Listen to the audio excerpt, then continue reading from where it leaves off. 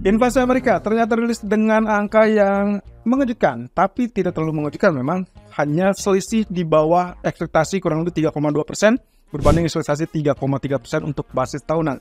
Tapi yang kabar bagusnya adalah inflasi inti atau core inflation yang juga memang dalam 3 bulan terakhir akan atau selalu menjadi sorotan utama. Nah, sekarang kita akan coba lihat apa yang akan menjadi penggugah selera ataupun minat terhadap resiko bagi market dan juga sekaligus penggerak market utama untuk hari ini. Ya, data GDP dari Jepang sudah rilis dengan angka relatif kurang bagus dan itu berada di bawah 0%. Kemudian demikian pula dengan GDP untuk kuartalan untuk zona Eropa. Dan ini berarti ada pertanda bahwa ada perlambatan ekonomi di sana dan juga terkait dengan ancaman resesi. Kemudian terkait dengan inflasi baru dirilis dari Amerika.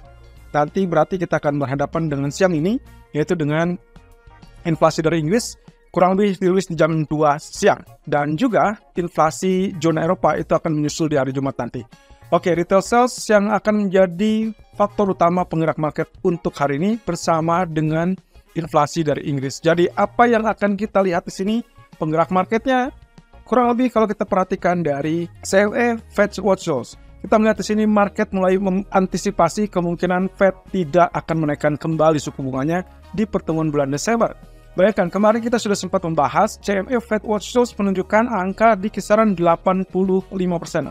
Ya, mereka memperharapkan 85% akan ditahan, tapi yang mencolok di situ yang menjadi garis besarnya adalah 14% sisanya masih melihat ada peluang untuk kenaikan suku bunga di bulan Desember. Tapi setelah rilis data CPI yang tentunya disambut baik oleh Fed ataupun bahkan pelaku pasar, ternyata angka untuk harapan dipertahankan kembali suku bunga itu meningkat sampai 94,8%. Dan ini berarti nyaris sempurna, bahkan untuk potensi kenaikan suku bunga sepertinya sudah bisa dibilang menyusut secara drastis. Hanya 5% saja dan kita akan lihat lebih lanjut nanti malam. Kira-kira setelah retail sales apa yang akan terjadi dengan angka-angka ini? Apakah akan terjadi perubahan lebih baik lagi?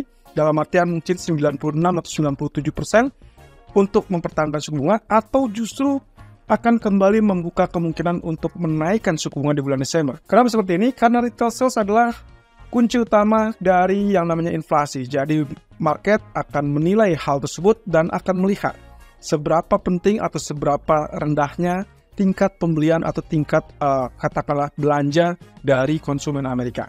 Tentunya yang diharapkan adalah data yang relatif lemah. Jadi kalau lihat dari retail sales yang ada, kemungkinan kita ingin data tersebut relatif lebih rendah lagi, sehingga kemungkinan apa yang terjadi tadi malam terkait dengan pelemahan US dollar ataupun imbal hasil treasury tentunya akan berlanjut untuk tekanan turun. Tapi kalau tidak, maka mohon maaf, kemungkinan kita akan jeda atau lebih tepatnya mungkin menahan diri supaya emas mungkin kemungkinannya tidak akan rally lebih lanjut, melainkan dia akan terkoreksi. Nah, sementara itu, faktor lainnya adalah terkait dengan voting DPR yang ternyata meloloskan RUU pendanaan pemerintah. Jadi, untuk saat ini tidak ada rating downgrade ataupun ancaman tersebut sudah mulai terkikis.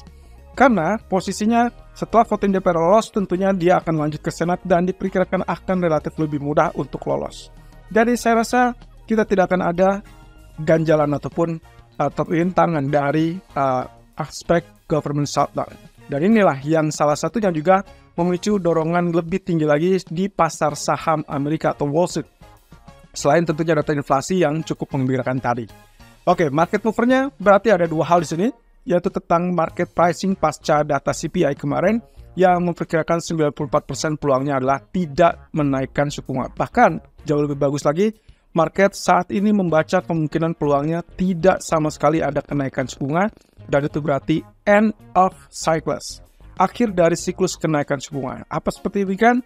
Ya, kita belum tahu, tapi banyak data yang masih tetap harus diperhatikan termasuk nanti malam retail sales. Kemudian yang terpenting adalah sebetulnya outlook untuk tahun 2024. Jadi kalau misalkan dari kemarin semenjak Powell memberikan pidato yang relatif lebih less hawkish, market menilai ada kemungkinan di tahun 2024 kemungkinannya mereka akan memangkas suku bunga di kisaran bulan Juni ataupun Juli. Tapi setelah data CPI tadi malam, justru mulai maju, bahkan kemungkinan diperkirakan bisa memangkas suku bunganya mulai bulan Mei. Jadi ini cukup menarik teman-teman.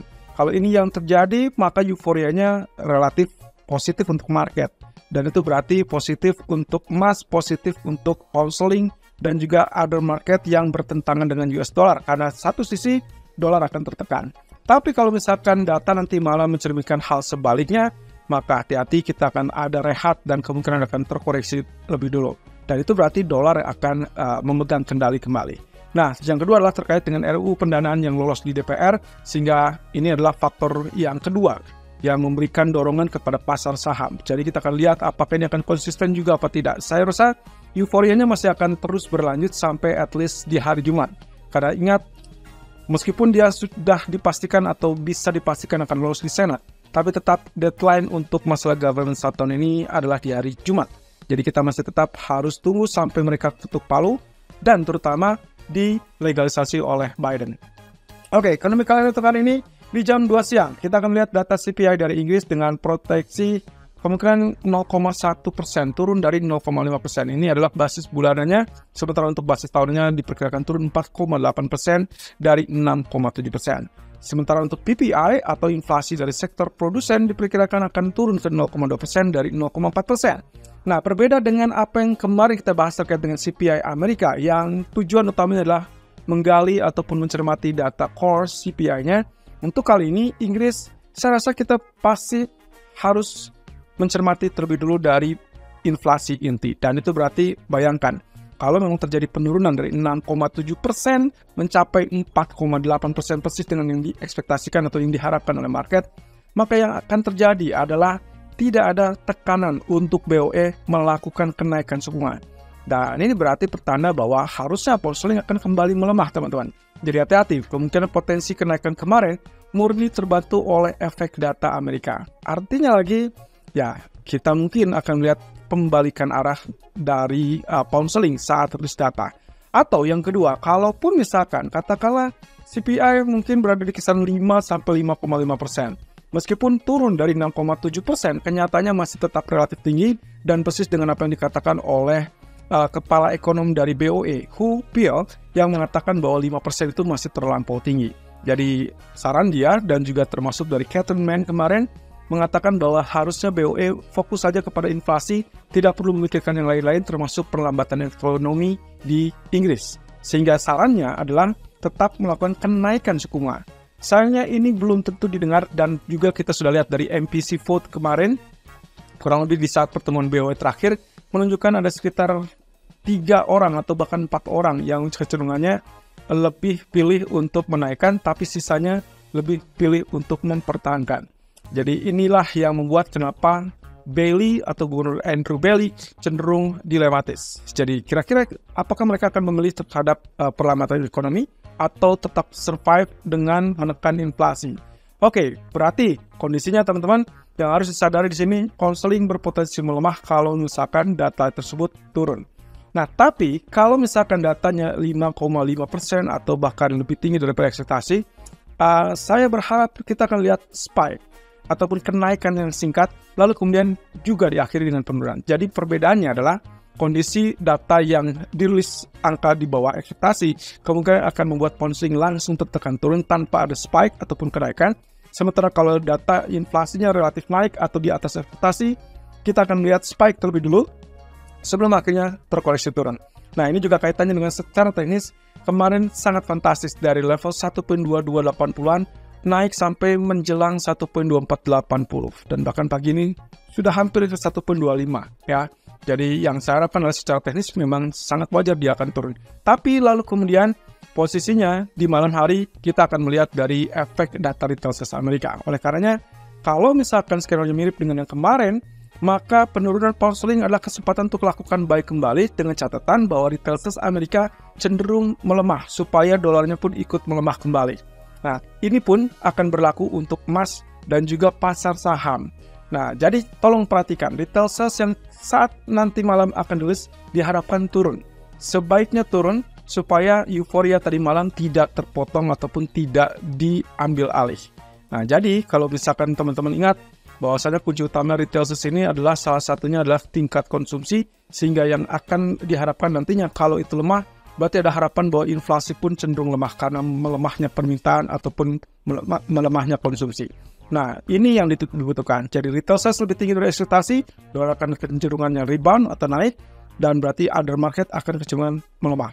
Sementara kalau misalkan retail sales yang lebih kecil daripada ekspektasi, kita akan lihat penekanan lebih lanjut untuk dolar. Dan itu berarti emas memiliki kesempatan, mungkin saya perkirakan malam ini kita bisa kembali ke level 2000. Andaikan retail sales betul-betul dirilis di bawah ekspektasi. Jadi secara keseluruhan kita masih tetap menunggu beberapa data ekonomi termasuk juga geopolitik tetap kita pertimbangkan, tapi dengan catatan teman-teman saya ingatkan kembali. Kondisi geopolitik saat ini sering diabaikan atau cenderung diabaikan oleh market, kecuali kalau memang ternyata terjadi eskalasi terutama kaitannya dengan Amerika versus Iran.